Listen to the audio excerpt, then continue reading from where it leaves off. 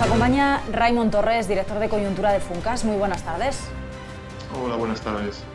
El panel de analistas de Funcas ha mejorado 2 décimas la estimación de la caída del PIB este año hasta un retroceso del 11,8%.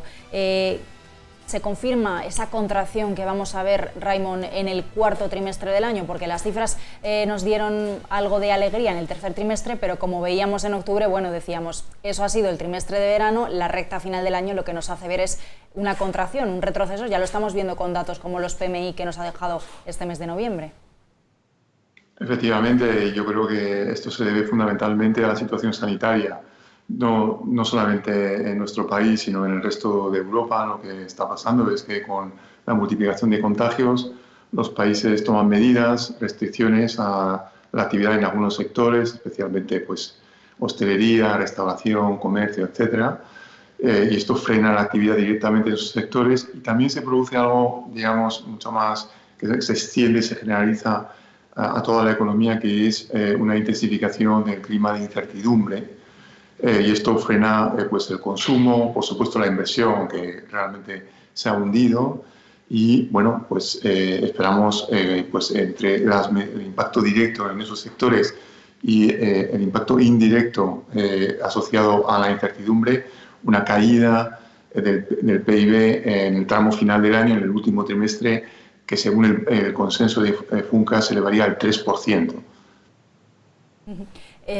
Uno de los elementos que mencionabas es esos niveles de incertidumbre que paralizan las decisiones de inversión en las empresas, pero ojo también lo que está sucediendo, como bien apuntabas, en el tema del consumo. Hemos visto mes tras mes cómo los depósitos aumentan, ¿no? Cómo todo se está yendo al ahorro, las familias que también están decidiendo, a pesar de la caída de rentas, vemos cómo ese ahorro aumenta, porque definitivamente la gente decide no gastar o gastar menos en estas circunstancias.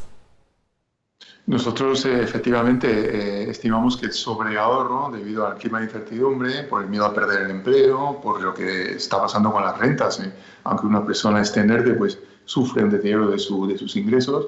Nosotros estimamos el sobreahorro a entre 70.000 y 80.000 millones de euros. Esto significa que, bueno, que es algo que es un dinero que se detrae de la economía y frena la actividad. Y frena cuanto más va creciendo poco a poco, bueno, el clima de contagios, en fin, y sobre todo el miedo a perder el empleo, más se frena el consumo, se incrementa el ahorro precautorio, así se llama, y bueno, se repercute sobre el conjunto de la actividad, especialmente en el consumo privado. ¿Qué me dices para el inicio de 2021? Entiendo que lo estamos fiando todo un poquito en parte a las vacunas, ¿no? A lo que nos están diciendo las compañías de las vacunas, también en parte a la llegada de los fondos europeos, que la estamos esperando como agua de mayo, sobre todo en economías como las españolas. ¿Qué pronóstico hacéis para el inicio del año? Porque me parece que en este caso Funcas, el panel, ha empeorado 8 décimas su previsión de crecimiento en 2021 hasta el 6,5%, pero sí que quería pedirte, porque como estamos en esta situación de incertidumbre y hablar del conjunto del año es un poco complicado, al menos un análisis, una previsión para el arranque del año, para el primer trimestre. Claro, aquí hay dos tendencias contradictorias. Hay una tendencia que es de debilitamiento adicional por la segunda ola de contagios, posiblemente una tercera ola, y entonces nosotros pensamos que el inicio del año va a ser muy flojo. Todavía se producirá un ligero crecimiento con respecto al tramo final de este año, pero demasiado débil para imaginar una recuperación de cómo se había previsto en el anterior panel. Por otra parte, la otra tendencia, que es contradictoria a la primera, se debe a la vacuna. Entonces, en la medida en que las noticias de la vacuna, acerca de su disponibilidad, de que poco a poco, bueno, pues se puede ir administrando y generalizando en la población, esto puede dar un giro a la economía en la segunda parte del año. Entonces, nosotros pensamos que va a haber dos movimientos marcadamente distintos. La primera parte del año todavía una economía renqueante, con posiblemente periodos de cierre y apertura, y la segunda parte del año ya con una verdadera recuperación económica que podría resultar en un crecimiento para el conjunto de 2021 de en torno al 6,7%.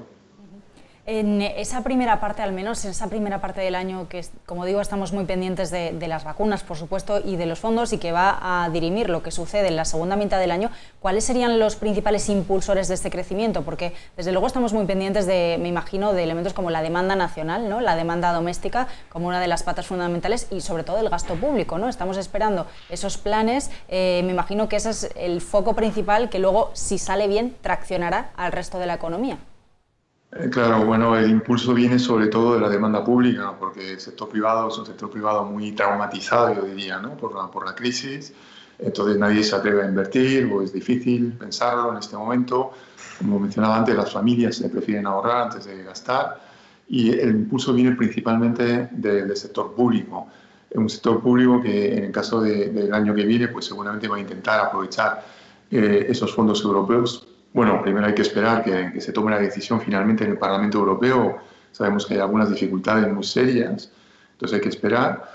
Y bueno, también hay que esperar que esos fondos se adelanten, aunque el plan de recuperación, que es el plan que hay que presentar por parte del Gobierno para que Bruselas dé luz verde al desembolso de las ayudas, pues en anticipación, ¿no?, a ese plan, posiblemente Bruselas va a desbloquear pues en torno a 10.000 o 15.000 millones de euros ya en los primeros meses de 2021. Y esto es algo que puede, bueno, producir un cierto crecimiento, todavía muy débil, insuficiente para imaginar que se recupere todo el terreno perdido por la crisis, que es considerable, es algo nunca visto, pero sí que podrá apoyar la recuperación económica.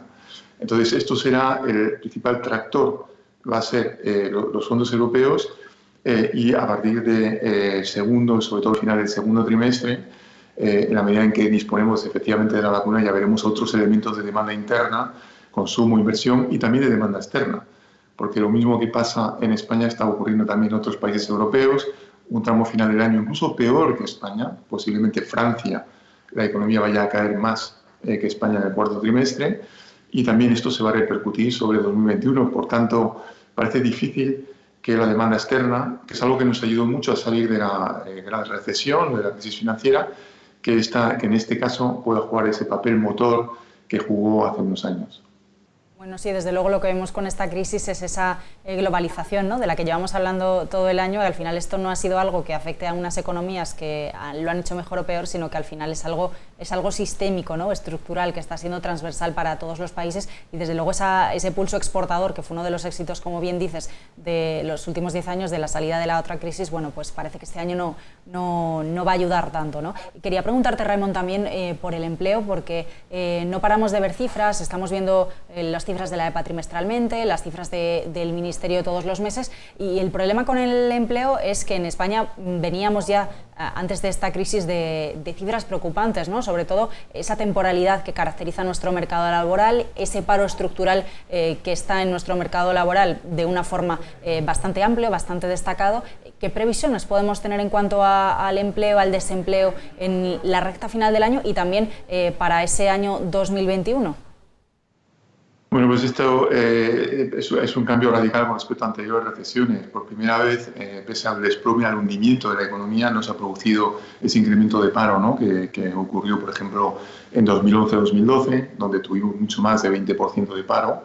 Pero eso fundamentalmente se debe a los ERTE y a también todo tipo de prácticas de retención de plantilla de las empresas, ¿no?, que han preferido, digamos, ajustar el horario, extender el teletrabajo antes de que despedir, que proceder a ERES, ¿no? Entonces yo creo que ha sido la gran tónica. Entonces esto permite atenuar el paro, que podría acabar el año pues posiblemente en torno al 18-19%, es decir, mucho menos de lo que se podía anticipar en base a anteriores recesiones, pero eso mismo explica que la reducción del paro será muy gradual el año que viene. Todavía podríamos estar en torno al 17% en 2021, porque antes que contratar a nuevas personas, a nuevos trabajadores, las empresas van a preferir primero pues, incorporar a los ERTE, reincorporarlos o volver a una jornada de trabajo más o menos normal antes de contratar a un nuevo personal. Entonces, yo creo que tenemos todavía, por ese efecto amortiguador de las políticas de empleo, pues todavía una tasa de paro relativamente elevada, aunque no se dispare, tampoco va a bajar mucho el año que viene, ni siquiera el siguiente.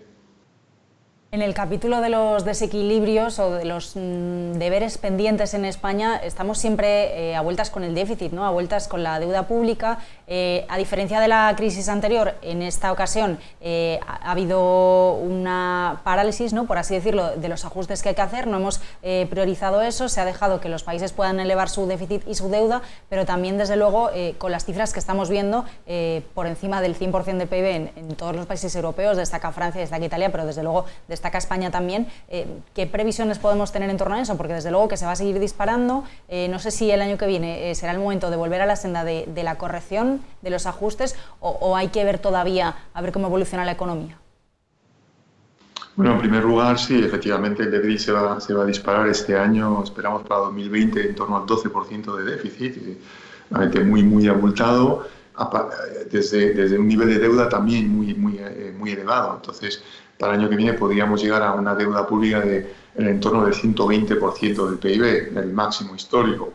Entonces, yo creo que esto a corto plazo, en primer lugar, no plantea un problema de financiación, porque el BCE está ahí, está comprando deuda masivamente, y además los mercados están buscando posibilidades de inversión segura. Entonces, bueno, esto explica que los tipos de interés están próximos a cero en su referencia a 10 años y, como sabes, en todos los tramos inferiores a 10 años entramos en tipos negativos, es decir, que no hay un problema de financiación a corto plazo, y además es algo importante, deseable, que el sector público apoye el sector privado a la medida que ese sector privado es incapaz de tirar de la economía en este momento por la situación de incertidumbre y por la situación sanitaria. Entonces, esto yo creo que en 2021 no parece probable ni tampoco deseable que volvamos a un ajuste o a una consolidación fiscal.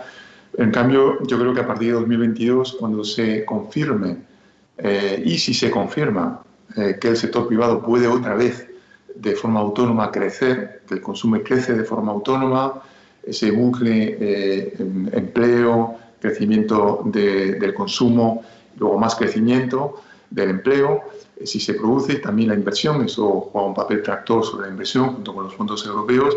A partir de ahí, entonces yo creo que habrá que diseñar un plan, digamos, de consolidación con una mirada a medio y largo plazo, para evitar que descarrile el crecimiento, porque todavía tendremos una economía muy frágil por la crisis sanitaria.